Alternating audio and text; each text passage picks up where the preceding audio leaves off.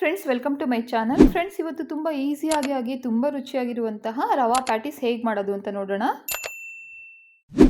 ಮೊದಲಿಗೆ ಒಂದು mixing bowl ತೊಗೊಂಡಿದ್ದೀನಿ. ಅದರಲ್ಲಿ 1.5 ಕಪ್ ಆಗುವಷ್ಟು ಉಪ್ಪಿಟ್ಟು ರವೆ ಅಥವಾ ಮೀಡಿಯಮ್ ರವೆ ಹಾಕ್ಕೊಳ್ತಾ ಇದ್ದೀನಿ. ಮತ್ತು ಅದೇ ಒಂದು ಬೌಲಲ್ಲಿ ಅರ್ಧ ಬೌಲ್ ಆಗುವಷ್ಟು ಮೊಸರನ್ನು ಕೂಡ ಹಾಕ್ಕೊಬೇಕು. ಮೊಸರನ್ನು ಹಾಕ್ಕೊಳ್ಳೋದ್ರಿಂದ ಪ್ಯಾಟೀಸ್ ತುಂಬಾ ಸಾಫ್ಟಾಗಿ ಬರುತ್ತೆ. ಮತ್ತು ಇದಕ್ಕೆ ಎಷ್ಟು ಅಗತ್ಯ ಇದೆಯೋ ಅಷ್ಟು ನೀರನ್ನು ಹಾಕ್ಕೊಂಡು ನಾನು ಮಿಕ್ಸ್ ಮಾಡ್ಕೊಳ್ತಾ ಇದ್ದೇನೆ. ಯಾರಾದರೂ ನನ್ನ ಚಾನಲ್ನ ಇದುವರೆಗೂ ಸಬ್ಸ್ಕ್ರೈಬ್ ಮಾಡ್ಕೊಂಡಿಲ್ಲ ಅಂದರೆ ಅವರು ಪ್ಲೀಸ್ ಚಾನಲ್ನ ಸಬ್ಸ್ಕ್ರೈಬ್ ಮಾಡ್ಕೊಳ್ಳಿ. ಹಾಗೆ ಈ ಒಂದು ವಿಡಿಯೋ ನಿಮಗೆ ಇಷ್ಟ ಆದರೆ ನಿಮ್ಮ ಫ್ರೆಂಡ್ಸ್ ಹಾಗೆ ರಿಲೇಟಿವ್ಸ್ಗೆಲ್ಲ ಶೇರ್ ಮಾಡಿ.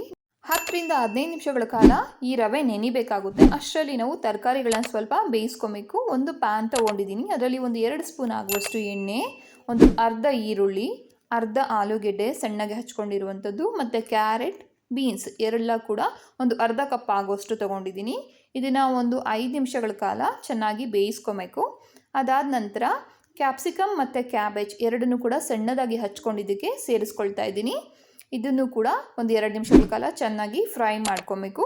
ಇದನ್ನು ಲಿಡ್ ಕ್ಲೋಸ್ ಮಾಡಿ ಕೂಡ ಬೇಯಿಸ್ಕೊಬೋದು ಒಂದು 2 ನಿಮಿಷಗಳ ಕಾಲ. ಮತ್ತು ಸಣ್ಣಗೆ ಹಚ್ಕೊಂಡಿರುವಂಥ ಒಂದು ಟೊಮೆಟೊ ಆ್ಯಡ್ ಮಾಡ್ಕೊಳ್ತಾ ಇದ್ದೀನಿ.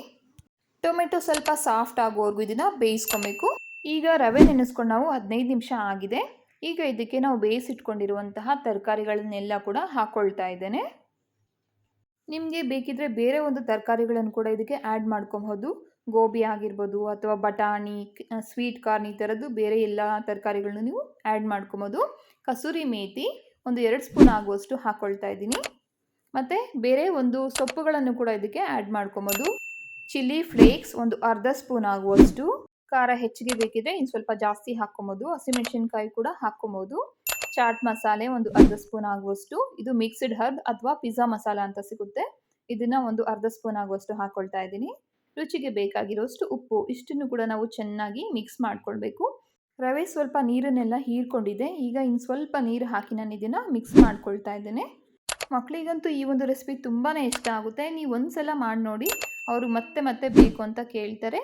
ಈಗ ಕಲಿಸ್ಕೊಂಡಿರುವಂಥ ಹಿಟ್ಟನ್ನು ನಾನು ಸಣ್ಣದಾಗಿ ತವಾ ಮೇಲೆ ಹಾಕ್ಕೊಳ್ತಾ ಇದ್ದೀನಿ. ನೋಡಿ, ಇಷ್ಟು ಸಣ್ಣಗೆ ಮಾಡಿದ್ರೆ ಚೆನ್ನಾಗಿ ಬರುತ್ತೆ. ದಪ್ಪ ಮಾಡಿದ್ರೆ, ದೊಡ್ಡದಾಗಿ ಮಾಡಿದ್ರೆ ಅಷ್ಟು ಚೆನ್ನಾಗಿ ಬರೋದಿಲ್ಲ. ಎರಡೂ ಕಡೆಯೂ ಎಣ್ಣೆ ಹಾಕ್ಕೊಂಡು ಚೆನ್ನಾಗಿ ಬೇಯಿಸ್ಕೊಬೇಕು. ಈ ಒಂದು ರೆಸಿಪಿ ನೀವು ಖಂಡಿತ ಮನೇಲಿ ಟ್ರೈ ಮಾಡಿ, ಹೇಗೆ ಬಂತು ಅಂತ ನನಗೆ ಕಮೆಂಟ್ ಮಾಡಿ ತಿಳಿಸಿ. ಮಕ್ಕಳಿಗೆ ಲಂಚ್ ಬಾಕ್ಸಿಗೆ ಇದು ಒಂದು ಆರೋಗ್ಯಕರವಾಗಿರುವಂತಹ ಹಾಗೆ ತುಂಬಾ ರುಚಿಯಾಗಿರುವಂತಹ ರೆಸಿಪಿ. ಈ ವಿಡಿಯೋ ನಿಮಗೆ ಇಷ್ಟ ಆಗಿದೆ ಪ್ಲೀಸ್ ಲೈಕ್ ಮಾಡಿ, ಹಾಗೆ ನಿಮ್ಮ ಫ್ರೆಂಡ್ಸ್ಗೆಲ್ಲ ಶೇರ್ ಮಾಡಿ. Thanks for watching.